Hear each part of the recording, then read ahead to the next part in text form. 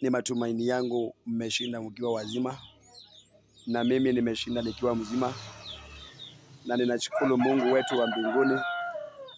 Na katika maisha haya tunayoyaishi, kuna jambo nataka kukufundisha wewe unanitazamia. Jambo moja tu. Kama hautawahi elewa ni talanta gani Mungu alikupatia, ndio hiyo talanta uifanyie kazi, jua kana kwamba utang'ang'ana sana katika ulimwengu na hutawahi fanikiwa. Ni vizuri sana kuangalia ni nini ambacho Mungu alikupatia, ndio uepukane na kuteseka. Kuna watu, for example, unapata mtu anajifanya kuwa daktari na yeye sio daktari. Jua kana kwamba atang'ang'ana. Unajifanya mkulima na wewe si mkulima.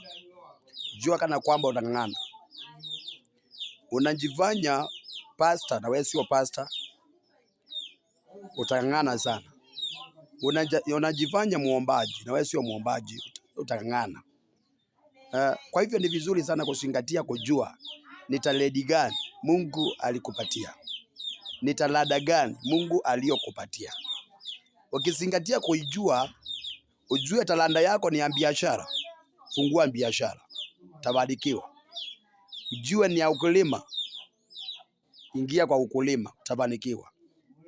Ni ya kuzaa, kuna maana kuna watu wako na talanta pia ya kuzaa. Ni ya kuzaa, zaa tu. Hiyo Mungu ndio amekupatia. Kwako kutatoka wafalme, wakubwa, wakuu, tajiri. Na wewe ambaye umepatiwa talanta ya kutenda mema, tenda mema. Nafika hapo.